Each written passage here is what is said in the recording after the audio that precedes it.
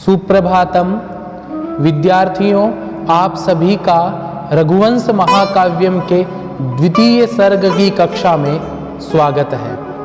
जैसा कि आप जानते हैं, कोटा विश्वविद्यालय के बीए प्रथम वर्ष के संस्कृत विषय में रघुवंश महाकाव्यम के द्वितीय सर्ग को रखा गया है। कवि कुलगुरु कालिदास जी के द्वारा विरचित रघुवंश महाकाव्यम के दूसरे सर्ग में राजा दिलीप, रानी सुदक्षिणा तथा नंदिनी गाय का वर्णन है। स्थान है वशिष्ठ ऋषि का आश्रम। जब राजा दिलीप तथा नंदिनी गाय वन के लिए प्रस्थान करते हैं तो प्रस्थान करने के तदुपरांत वहां का जो वातावरण है और राजा दिलीप किस प्रकार से उस नंदिनी गाय की सेवा करते हैं और पशु पक्षियों का, वहां के पर्वतों का, वहां के नदियों का, इन सभी का एक ऐसा वातावरण निर्मित होता है, ऐसा लगता है कि भले ही राजा अपने राज्य को पीछे छोड़ के आ गया हो, वहां पर भी ऐसा प्रतीत होता है कि वहां का भी राजा दिलीप ही है। इस प्रकार से इस द्वितीय सर्ग में हमने कई कक्षाएं ली। आज हम सभी एक नए श्लोक से इस कक्षा का श्री गणेश करेंगे। देखते हैं वह श्लोक कौन सा है। अब देखिएगा, आपके सामने एक स्लाइड उपस्थित है। यह सर्वप्रथम यह आपका श्लोक है। मैं इसका सस्वर वाचन आपको बताऊंगा। सकीचकैर्मारुतपूर्णरन्ध्रै पूजाद्भिरापादितवंशकृत्यं शुश्रावकुञ्जेषु यशस्वमूचैः उद्गीरयमानं वनदेवताभिः। इस श्लोक में किसका वर्णन किया गया है कि जब राजा दिलीप नंदिनी के साथ में उस वन में प्रवेश करता है तो वहां का वातावरण कैसा होता है, वह इस श्लोक में हमें बताया गया है। अब इस श्लोक की व्याख्या देखते हैं। अब देखिएगा, इस श्लोक में सबसे पहले आ रखा है सह कीचकै। तो देखो, मैं आपको बता देता हूं, इस श्लोक में जो सह लिखा हुआ है वह सह तत् शब्द का पुल्लिंग एक वचन बनता है। ठीक है, तो यहां पे नंदिनी तो स्त्रीलिंग है, तो सह जो पुल्लिंग है जिसका अर्थ होता है वह है, तो यहां पे सह किसको इंगित करता है? राजा दिलीप को। उसके बाद में क्या लिखा हुआ है? कीचकैहि। देखो, कीचक शब्द का अर्थ होता है वंश। जो बांस होता है ना, बांस के पेड़ आपने देखा होगा, तो कीचकै में तृतीया बहुवचन है। इसका अर्थ क्या हो गया? बांस के द्वारा। वंश शब्द का अर्थ क्या होता है? बांस ही होता है। तो सह वह राजा दिलीप वंशई ही, बांसों के द्वारा, मारुत पूर्ण रंध्रैहि। मारुत कहते हैं हवा को। किसको बोलते हैं? वायु को। पूर्ण अर्थात भरे हुए, रंध्र बोलते हैं छिद्र को। वायुना पूर्णानि छिद्राणि येषाम तै।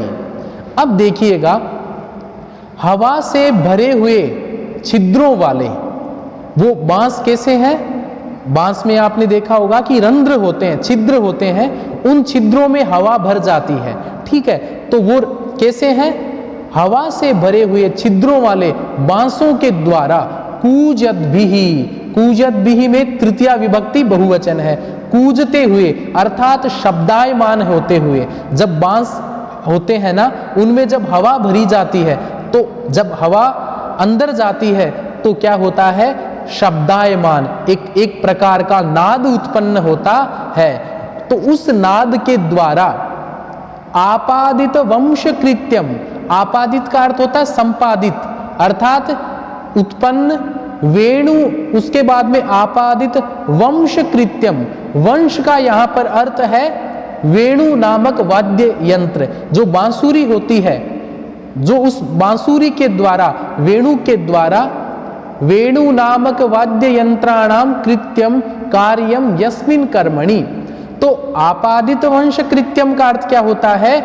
उसके द्वारा, उन सभी बांसों के द्वारा वंश कृत्यम, जो कार्य वेणु या बांसुरी करती है वही कार्य वो जो वन के अंदर जो खड़े हुए बांस है वही कार्य वे कर रहे हैं। उसके बाद में सुस्राव, सुस्राव श्रु धातु का लिट लकार में एक वचन में सुस्राव बनता है। इसका अर्थ हो गया सुना था। क्या सुना था? कुंजेशु, कुंजेशु बोलते हैं लता गृहेशु। एक ऐसा उद्यान होता है जिसमें बहुत सारी लताएं, बेल होती है, उनको क्या कहा जाता है? कुंज कहा जाता है। तो ऐसे लताओं के घर के अंदर यशः कीर्तिम स्व दिलीपम, वह राजा दिलीप अपने ही यश को सुनता है। कहाँ सुनता है? उस लता के घरों में उच्चैहि तारस्वरेण, अर्थात उच्च स्वर से उद्गीयमानम, गाते हुए, वन देवता भी, वनस्य देवता भी, वन के अंदर जो विद्यमान देवता है उन सभी देवताओं के द्वारा ऐसा प्रतीत होता है कि वो क्या कर रहे हैं? उस राजा दिलीप का क्या कर रहे हैं? यशोगान कर रहे हैं। अब देखिएगा इसका हिंदी अर्थ। जब राजा दिलीप लता कुंजों में घूम रहे थे तब उस समय वहां बांसों के छिद्रों में वायु भर जाने से बांसुरी की सी आवाज उत्पन्न हो रही थी। जब राजा दिलीप वो जो लताओं के कुंज में जब घूम रहे थे तो वहां पे बांस के पेड़ भी थे। आपको पता है बांस के पेड़ों में छिद्र होते हैं, तो उन छिद्रों में क्या होता है? हवा भर जाती है और हवा भरने से बांसुरी की आवाज, बांसुरी का नाद वहां पर उत्पन्न होता है।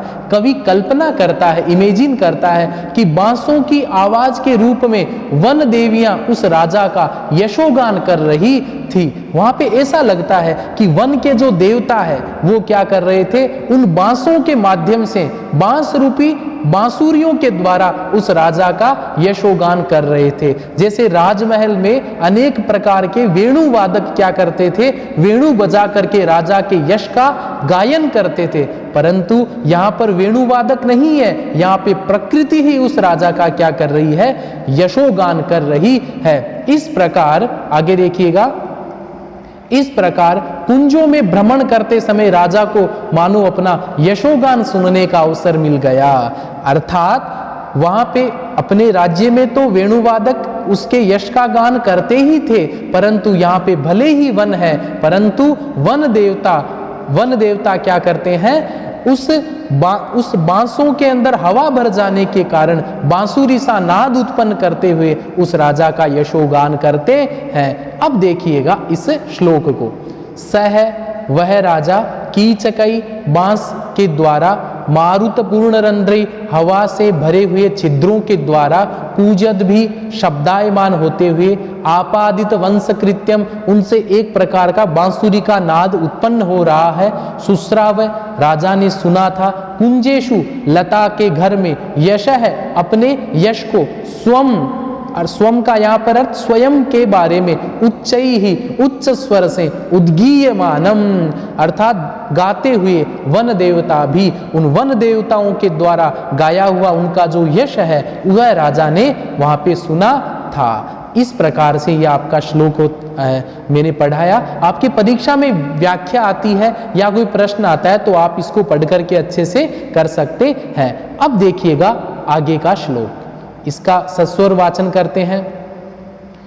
प्रीक्तस्तुषारैर् गिरिनिर्झराणाम् अनोकहाकम्पितपुष्पगन्धी तमातपक्लान्तमनाथपत्रम् आचारपूतं पवनशिशेवे।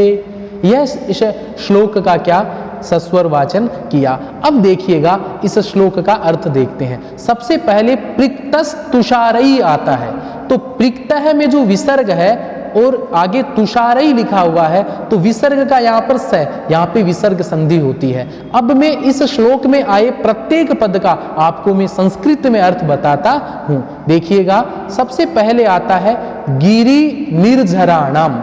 गिरि बोलते हैं पर्वत को और निर्झर बोलते हैं झरने को।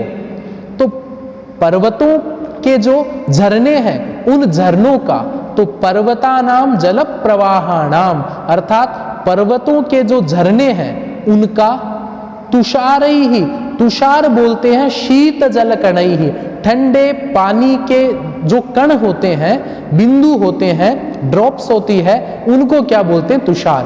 अब तुषार यहाँ पे तृतीया विभक्ति का बहुवचन तुषारई ही बनता है, अर्थात वो जो पर्वतों के जो झरने हैं ना, उनके ठंडे जल के बिंदुओं के द्वारा पृक्तः, पृक्तः शब्द का अर्थ होता है मिश्रित, अर्थात मिले हुए, अर्थात उन ठंडे पानी से मिश्रित अर्थात मिले हुए। अनोकहा, अनोकहा शब्द का अर्थ होता है वृक्ष। अनोकहा किसको बोला जाता है? वृक्ष।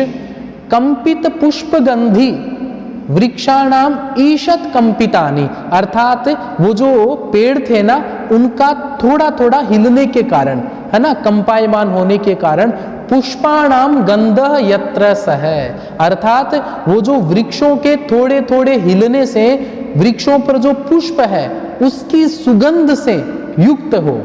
ठीक है। उसके बाद में तम, तम अर्थात सह तौते तम, पुल्लिंग द्विवचन, एक इसका द्वितीय विभक्ति का एक वचन तम बनता है ना, तो यहाँ पे राजानम, उस राजा को आतप क्लांतम, आतप बोलते हैं धूप को, क्लांत बोलते हैं व्यथित, परेशान, अर्थात वह राजा क्या था? आतप से, धूप से वो क्या था? पीड़ित था, व्यथित था। अनाथ पत्रम, और उस राजा ने क्या किया था? व्रतार्थम त्यक्त छत्रम, अर्थात राजा ने ऐसा व्रत किया था कि सभी सेवक पुनः लौट जाए, नंदिनी गाय की सेवा तो मैं स्वयं ही करूंगा। तो उसके ऊपर कोई सेवक, कोई उसके छतरी आदि, छाता आदि लेकर के नहीं खड़े थे, तो राजा क्या हो रहा था? धूप से व्याकुल, परेशान हो रहा था। आचार पूतम, उसके बाद में देखो क्या है? आचार पूतम का यहाँ पे अर्थ क्या हो गया? सदाचारेण पवित्रीकृतम। उसके बाद में क्या है? सदाचार अर्थात अच्छे आचरण से मतलब पवित्र किया हुआ पवन है, वो जो वायु, सिशेवे सेवित्वान, अर्थात वह राजा कैसा था? जिसके ऊपर धूप को बचाने के लिए जो आतपत्र लगाते हैं, वो आतपत्र से भी अलग था वह राजा। सेवक आतपत्र लिए वहां पे नहीं खड़े थे, राजा इसके कारण राजा धूप से परेशान था। और उसी समय क्या होता है? जो पर्वतों के जो झरने होते हैं, उनकी जो शीतल जल कण है उससे युक्त, और वृक्षों के पुष्पों से सुगंधित हवा आती है, और हवा आकर के उस धूप से व्यथित राजा की क्या करती है? सेवा करती है। विद्यार्थियों, आप भी अनुभव कर सकते हैं, जब आप पसीने से भीगे हुए हो और आपको ठंडी हवा, अच्छी हवा आए तो आपको कितना अच्छा लगता होगा। उसी प्रकार से उस राजा को बहुत ही प्रसन्नता हुई। अब देखिएगा आगे, अब मैं थोड़ा संस्कृत में बताने का प्रयास करूंगा। शीतलो मंदः सुरभिश्च वायु, वायु कैसी? ठंडी, मंद धीरे धीरे हवा, सुरभिश्च और सुगंधित हवा कैसी है? उसमें वृक्षों के पुष्पों की सुगंध भी मिली हुई है। छत्र रहितम, राजा के जो छाता होता है ना, वो ऊपर लगाया हुआ नहीं है, तो छत्र से रहित। घर्म पीड़ितम, घर्म बोलते हैं उस धूप से व्यथित। सदाचारेण शुद्धम च, और राजा अच्छे आचरण से राजा क्या है? बहुत ही पवित्र है। तम दिलीपम, उस सदाचार से युक्त राजा दिलीप का सेवित्वान, उस हवा ने क्या की? उसकी सेवा की। कैसी हवा? जो ठंडे जलकणों से युक्त है, सुगंधित पुष्पों की गंध से युक्त है, और सदाचार से युक्त उस राजा दिलीप की उस हवा ने क्या की? सेवा की थी। अब देखिएगा इस श्लोक का मैं पुनः आपको अर्थ बताता हूं। देखो, पृक्तः शब्द का अर्थ होता है मिश्रित, अर्थात युक्त। तुषारई का अर्थ होता है ठंडे जल कणों से द्वारा। गिरी निर्झराणा, देखो तुषारई में जो विसर्ग है ना, उस विसर्ग है उसका रै बन जाता है, और वह रै ह्रस्व गी के ऊपर चला जाता है। तो गिरी निर्झराणाम का अर्थ क्या हो गया? पर्वतों के झरनों का। अनोकहा, अनोकहा का अर्थ होता है वृक्ष, कंपित हिलने से।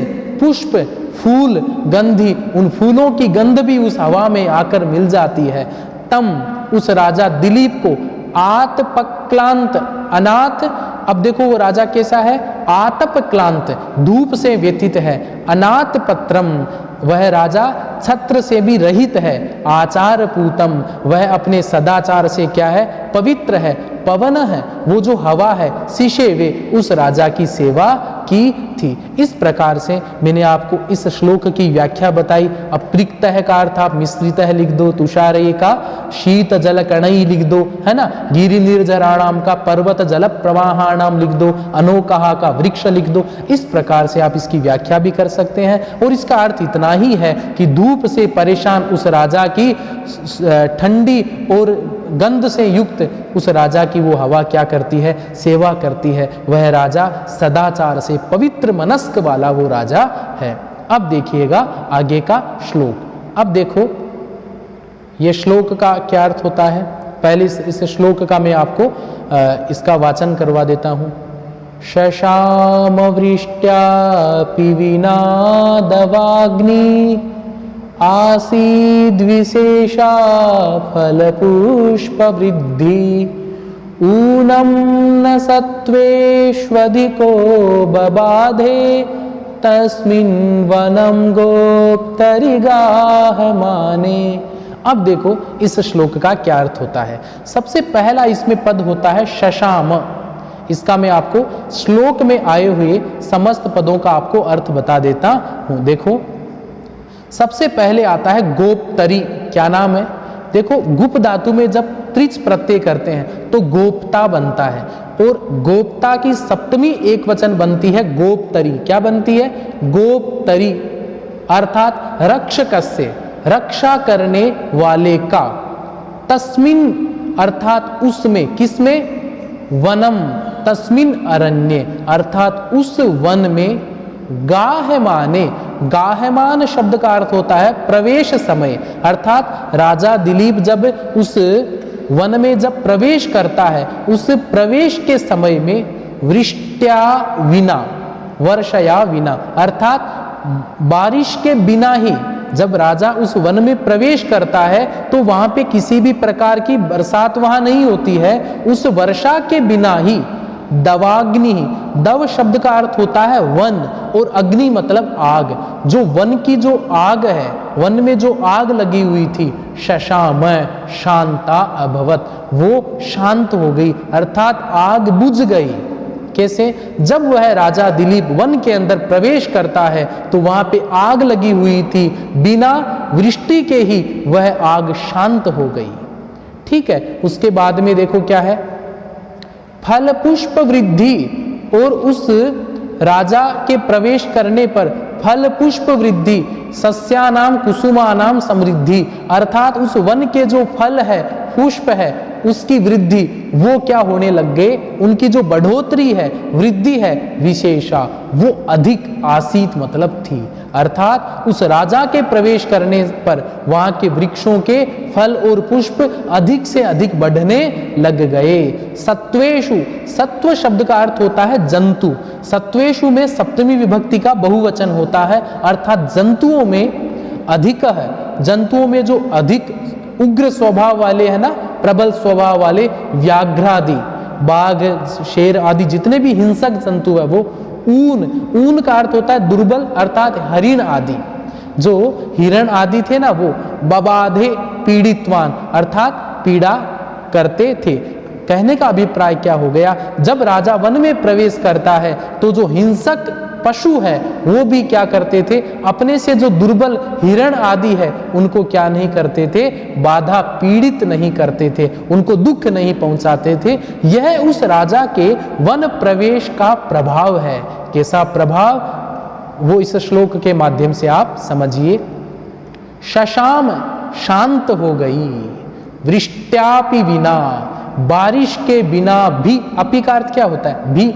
वृष्ट्या में तृतीया एक वचन है, मूल शब्द वृष्टि बनता है, तृतीया एक वचन में क्या बनता है, वृष्ट्या अपि, दीर्घ संधि हो रखी है, अर्थात बरसात के बिना भी, दवाग्नि ही, अर्थात वन की जो अग्नि है वो क्या हो गई थी, शांत हो गई थी, आसीत थी विशेषा, अधिक रूप से फल पुष्प वृद्धि, फलों की और पुष्पों की वृद्धि अधिक होने लग गई थी। ऊनम न सत्वेषु अधिक बबादे, ऊनम न अर्थात दुर्बलों का, न मतलब नहीं, सत्वेषु मतलब पशुओं में, अधिको मतलब व्याघ्र आदि जो अधिक वाले हैं, बबादे अर्थात बाधा नहीं पहुंचाते थे। शेर आदि जो अपने से जो दुर्बल जो पशु है उनको पीड़ा नहीं पहुंचाते थे।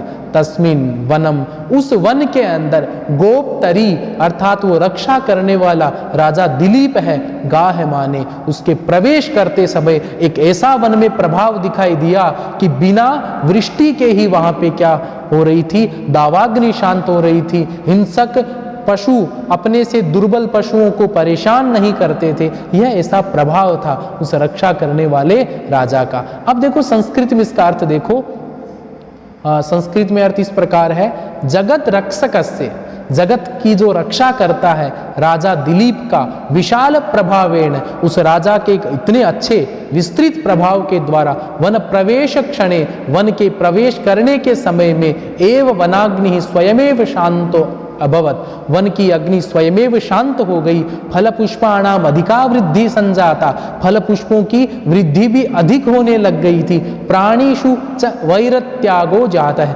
प्राणियों में आपस में जो वेर की भावना होती है, एक अधिक जो बल से युक्त जो पशु है वो निम्नतम या अपने से दुर्बल पशु के साथ क्या करता, वेर रखता है, वो भावना भी उस राजा के आते चली गई थी। विद्यार्थियों, किस प्रकार से राजा दिलीप है वो अपने राज्य के अंदर तो उसका शासन था ही, प्रभाव था ही, उसका शासन उसका प्रभाव वन के अंदर भी था, प्रजाओं के साथ साथ वन के पशुओं पर भी उसका प्रभाव था। यह एक हमें कवि कुलगुरु कालिदास जी हमें समझाना चाह रहे हैं। अब देखिएगा आगे का जो श्लोक है वो देखो, पढ़ते हैं। संचार पूतानि दिगंतराणि कृत्वा दिनांते निलयाय गंतुम प्रचक्रमे पल्लवरागताम्रा प्रभापतंगस्य मुनेश्च धेनु। अब देखो इस श्लोक में आए हुए समस्त पदों का मैं आपको अर्थ बताता हूं। देखो पहला इसमें पद आ रखा है संचार पूतानी। देखो संचार पूतानी का अर्थ क्या होता है, विचरेण पवित्राणी। संचार का अर्थ होता है चलना, पूत बोलते हैं पवित्र को, विचरेण पवित्राणी अर्थात उस राजा के चलने से जो पवित्र हो रखा है।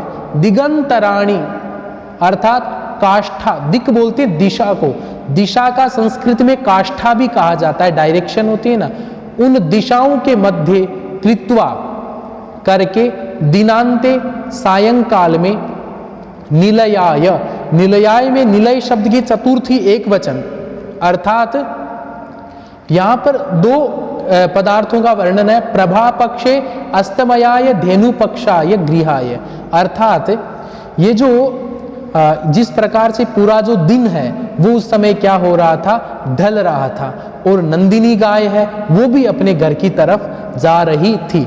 तो यहाँ पे निलयाय शब्द का अर्थ होता है घर के लिए।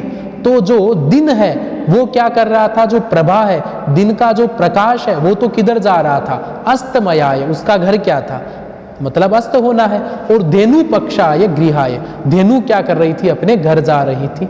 गंतुम जाने के लिए, प्रचक्रमे सिद्धा अभवत, इधर से तो गाय अपने आश्रम को जाने के लिए उद्यत हुई थी, इधर जो दिन की जो ज्योति है, दिन का जो प्रकाश है वो भी अस्त होने की तरफ जाने का प्रयास कर रहा था। तो उस समय स्थिति क्या थी, पल्लव राग ताम्रा, पल्लव बोलते हैं नए पत्तों को, संस्कृत में किसलय जो शब्द है ना उसको किसलय बोला जाता है, नए पत्तों को। राग है तो नए पत्तों का जो राग एक रक्त वर्ण होता है ना, ताम्रा थोड़ा थोड़ा क्या होता, ताम्र का वर्ण वहां पे हो रखा था। जिस प्रकार नए पत्तों में थोड़ी लालिमा होती है ना, उसी प्रकार उस समय जो दिन का प्रकाश जा रहा था वो भी लालिमा से युक्त था। और जो नंदिनी गाय है उसका भी वर्ण किस प्रकार से था, एक प्रकार के नए पत्तों की लालिमा से युक्त हो रखी थी। प्रभा कांति, उसका जो यश था। पतंग से, सूर्य से, पतंग का यहाँ पर अर्थ क्या है? सूर्य का। मुने है, उस वशिष्ठ ऋषि के। धेनु अर्थात गो, नंदिनी। अब देखो इसका मैं आपको अर्थ बताता हूं ताकि इस श्लोक का पूरा अर्थ आपको समझ में आ जाएगा। यथा सायंकाले सूर्य प्रभा, सायंकाल में, इवनिंग के समय में सूर्य की जो किरणें हैं, सूर्य की जो रोशनी है, अस्तमयाय उपक्रमम करोति, अर्थात पश्चिम दिशा में अस्त होने को चली जाती है, अर्थात जाने को उद्यत होती है। तथैव, उसी प्रकार वसिष्ठाश्रमम गंतुम उद्यता अभूत नंदिनी, उसी प्रकार जो नंदिनी गाय है वो भी वशिष्ठ आश्रम की ओर जाने के लिए क्या हो गई? उद्यत हो गई। यहाँ पे सूर्य की प्रभा और नंदिनी गाय, इन दोनों के बीच में क्या किया गया है? तुलना की गई है। अब देखो मैं आपको पुनः बताता हूं। संचार पूतानी, जिसके चलने से क्या हो गया? दिगंतराणी, दिशाएं क्या हो गई? पवित्र हो गई है। दिनांत कृत्वा करके दिनांते निलयाय गंतुम, दिन के अंत में निलयाय गंतुम, नंदिनी है वो वशिष्ठ आश्रम की तरफ जाने के लिए उद्यत हो रखी है। और जो सूर्य की जो प्रभा है वो पश्चिम दिशा में अस्त होने के लिए उद्यत हो रखी है। प्रचक्रमे, अर्थात उसने जाने की तैयारी की। पल्लव राग ताम्रा, उन दोनों की स्थिति कैसी थी? जिस प्रकार नवीन पत्ते से युक्त, लालिमा से युक्त है। प्रभा पतंगस्य, पतंगस्य का अर्थ सूर्य की जो प्रभा है वो भी क्या हो रखी थी? उस समय ताम्र वर्ण से युक्त हो रखी थी। मुनेश्च धेनु, और उस वशिष्ठ मुनि की जो धेनु अर्थात नंदिनी गाय है उसकी भी समान अवस्था हो रही थी। इस प्रकार इस श्लोक में सायंकाल, इवनिंग टाइम का वर्णन किया गया है, जिसमें सूर्य की प्रभा हो या उस वशिष्ठ ऋषि की नंदिनी गाय हो, दोनों अपने अपने घरों में जाने के लिए उद्यत हो रही थी। इस प्रकार से हमने आज ये 4 श्लोक पढ़ा, 4 श्लोक हमने पढ़े, जिसमें मैंने आपको इनके व्याख्या भी मैंने आपको समझाया, हिंदी अर्थ भी समझाया। मैं पुनः इस व्याख्यान के सार रूप में आपको बता देता हूं। सबसे पहले श्लोक में हमने यह देखा कि लता के वन में, लता के गृह में वह राजा दिलीप है, वो क्या देखता है कि वहां पे जो बांस के जो पेड़ है उनके छिद्रों में हवा भर जाती है तो एक बांसुरी का नाद उत्पन्न होता है। ऐसा प्रतीत होता है कि वन के जो देवता है वो क्या कर रहे हैं? बांसुरी के वादन से उस राजा का यश का गान कर रहे हैं। उसके बाद में देखा कि वहां पे जो लताओं के वन के अंदर जो राजा है, जिसके छत्र नहीं है, उसके सिर पर छत्र नहीं है, इसलिए वह धूप से व्यथित है, परेशान है। तब क्या होता है? हवा जो शीतल जल के कणों से युक्त है और वृक्षों के जो पुष्प है उसके सुगंध से युक्त है, वो हवा आकर के उस राजा की क्या करती है? सेवा करती है। वह राजा कैसा है? सदाचार से पवित्र राजा है। उसके बाद में राजा जब वन में प्रवेश करता है तो वहां की वन की जो आग है वो बिना बारिश के ही शांत हो गई थी। वहां के जो फल और पुष्प थे उनमें अधिक से अधिक वृद्धि होने लगी थी और प्राणियों में जो वैरभाव था वो भी नष्ट प्राय हो गया था। इस प्रकार से उस राजा के प्रवेश करने पर एक ऐसा वातावरण कवि को दिखाई दिया जिसको उसने श्लोक के रूप में आबद्ध किया। उसके बाद में अंतिम श्लोक में यह बताया गया कि जिस प्रकार सूर्य की जो प्रभा है और उसी प्रकार नंदिनी गाय, ये दोनों अपने अपने घर जाने के लिए उद्यत हो गई है। इनका वर्ण पल्लव राग ताम्र के समान है और इन दोनों के बीच में कवि एक सुंदर, बहुत ही अच्छी तुलना करता है। तो प्रिय विद्यार्थियों, आज हमने किस प्रकार से देखा कि नंदिनी गाय और राजा दिलीप वो उस वन के अंदर उनको कैसा वातावरण मिलता है और उस राजा की जो राज्य चलाने की जो क्षमता है वो केवल राज्य में ही सीमित नहीं है, वो वन में भी और वन के जो पशु पक्षी है आदि उन पर भी उस राजा का प्रभाव है। इस प्रकार से आज हम सभी ने रघुवंश महाकाव्यम के 2वें सर्ग के कुछ श्लोक पढ़े। आगे भी नियमित रूप से कक्षाएं चलती रहेगी। आज के लिए इतना ही। आप सबको बहुत बहुत धन्यवाद।